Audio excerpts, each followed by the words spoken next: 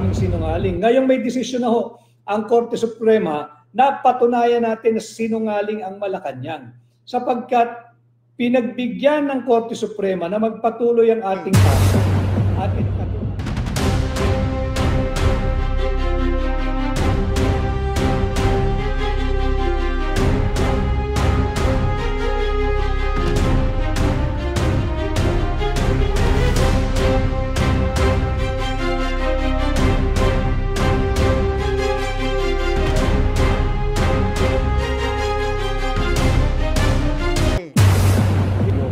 Marami pong nagme-mensahe sa akin at tinatanong kung meron bang na-isyong TRO. Wala pa hong na-isyong TRO. Ako'y nangihinayang sapagkat I've been making my research. Wala pa lamang kulang pa ako sa facts na malaking bahagi po ng 2025 budget ay nailabas na ng gobyerno ni Bongbong Marcos. Nagagamit na, nandiyan na po sa pipeline at rini-release na ng DBM. Nakakatakot po ito sapagkat April 1 pa ang oral argument. At kung sakasakali na panigan at ideklara ng Korte Suprema na illegal nga, invalid, null and void at unconstitutional itong 2025 budget, baka wala na pong laman ang kaban ng pera ng Pilipino. Kasi nagmamadali ang Marcos administration dahil hindi po developmental budget itong 2025. Itong 2025 budget na ipinasa ng Bongbong Marcos administration na illegal ay punong-puno ng pamumulitika. Binusog po nila yung para sa AKAP, binusog po nila yung para sa AIX, binusog po nila yung para sa kanilang mga pet projects o yung pork barrel. Tangan-tangan po yung tinatawag na program appropriation.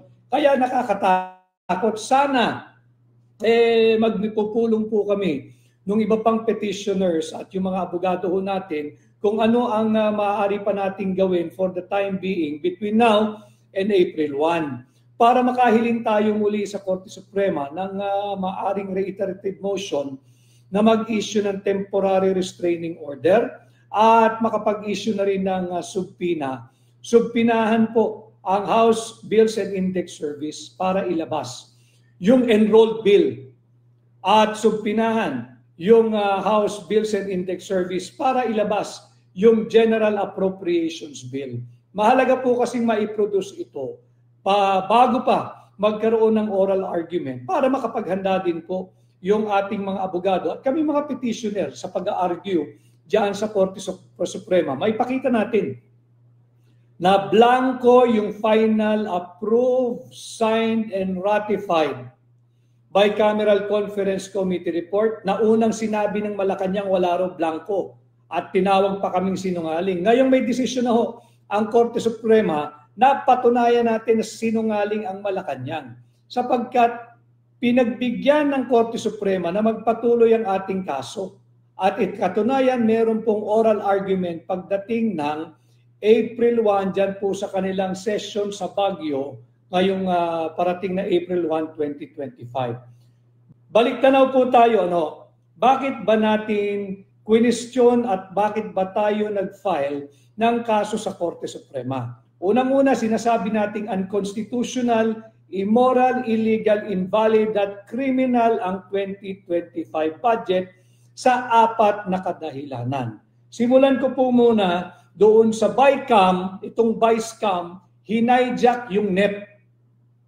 Pati po ang BICAM, ninakaw yung NEP. Ano po yung NEP? Ulitin ko para sa kaalaman ng higit na marami nating kababayan. Ako'y natutuwa, uulitin ko. Ultimo mga ordinaryong tao ay nag-uusap na po patungkol sa ating budget.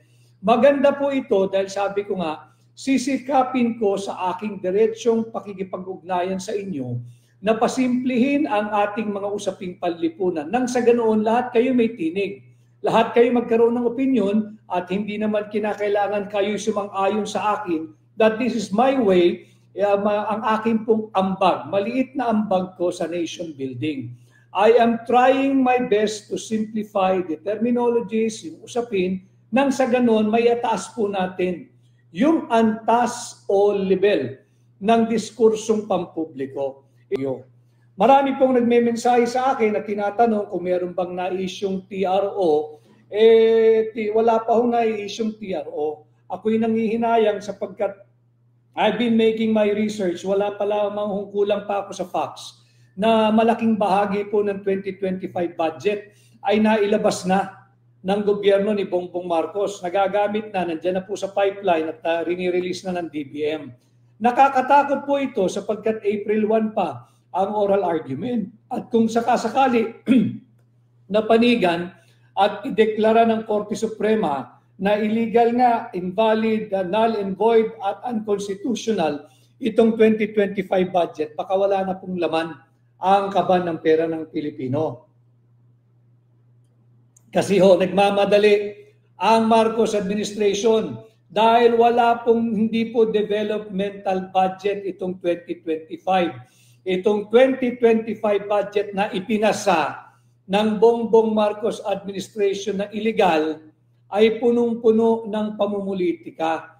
Binusog po nila yung para sa AKAP, binusog po nila yung para sa AIX, binusog po nila yung para sa kanilang mga pet projects o yung pork barrel. Tangan-tangan po yung tinatawag na program appropriation. Kaya nakakatakot. Sana magpupulong po kami nung iba pang petitioners at yung mga abogado ho natin kung ano ang maaari pa nating gawin for the time being between now and April 1 para makahiling tayo muli sa Korte Suprema ng maaring reiterative motion na mag-issue ng temporary restraining order at makapag-issue na rin ng subpoena. Subpinahan po ang House Bills and Index Service para ilabas yung enrolled bill at subpinahan yung House Bills and Index Service para ilabas yung General Appropriations Bill.